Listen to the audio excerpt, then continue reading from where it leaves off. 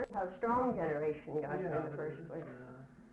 Go back as far as you can go back. Well, I'm a little bit too young. All I've got is what Grandma told me. That'd be your great-grandmother. My great-grandmother, yeah.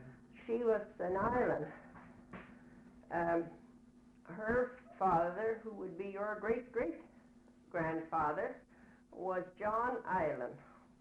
But if you ever looked for him in Ireland, he was Hiland. Hiland. Hiland, spelled Hilan. They dropped the H when they go They dropped the H when they came to Canada. And he was an Irish jockey.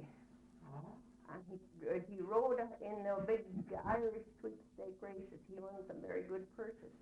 But he took a couple of bad falls, and she said he got what they used to call a gimp. I don't know what that would be. I suppose a limp likely. Yeah. And he pulled out and came down to Fallbrook near Maybrook. I don't know just exactly. I don't know. It may have been Sligo. That's where Grandpa Strong was born. He was born right in Sligo County. Mm-hmm.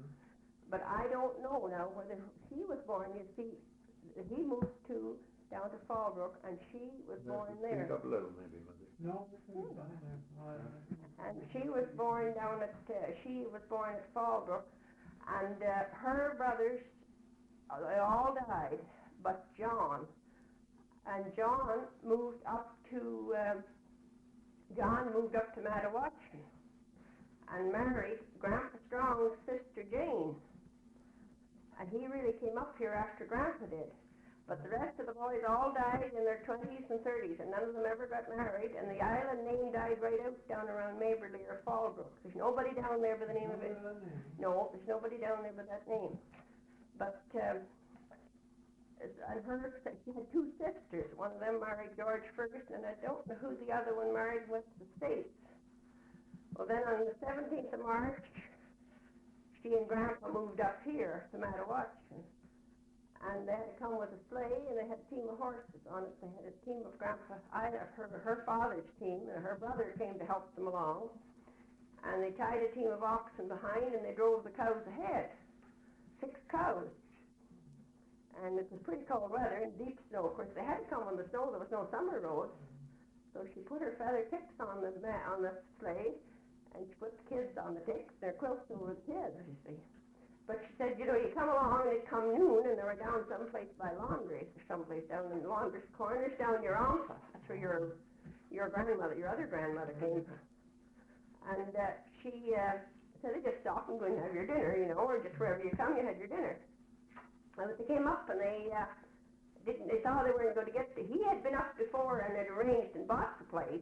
They got the place from a man named Lapine. Lapine, yes, I got it. Yeah. And he, when they saw they weren't going to make it, they pulled into this McDonald's. That's over here where your dad and your grandfather lived. Over here at, say, Hamilton's Corners. Mm-hmm. And they pulled in there and stayed the night. And of course, McDonald's, they just had a shanty too. Mm-hmm. And they just had enough beds for their own, but so she said they brought their own beds in and put something on the floor just around the stove. The next morning they struck out, it wasn't far then, they were down early. She said it was a nice, bright, sunny morning. She never got so sick in her life. Down where she lived at Maberley, she had a 2-storied house, it was an old-fashioned house. And she pulled up beside this place, and she said it was about maybe 16 or 20 feet square, and a flat roof shanty, and an old floor in it, and an old stove.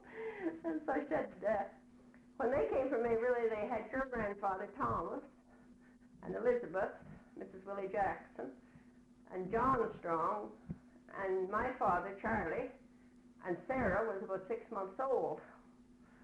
And she said the kids, they couldn't figure a house without an upstairs. They'd never seen that. So somebody, your grandfather, Tom, said if you get up on that snowbank, I think you'll be able to get upstairs. So they had a great time trying to hack little steps up to get up to see if they couldn't find the upstairs. So when she scrubbed the floor, the water froze on it. But your grandfather, Tom, and Elizabeth was ready to go to school. They had been going to school. And of course, she was strong in education. And so right off the bat, as soon as she got settled, I don't know whether the next morning, whether it was Monday, she told Grandpa, now you guys have school here someplace. Mrs. McDonald, I told her there was a school. She said, you've got to find a school for those kids. So he struck out across country and took a little axe, she said, to blaze the trail so they wouldn't get lost coming back. And they found the school all right. It was up above where the school is now. Yeah, it was in on that road going into the old car. Yeah, it was up in there behind there, so they found the school and they got there all right. It was a walk from here too, didn't it? They waited snow and whatnot to get there. But there was only the two kids going then. And,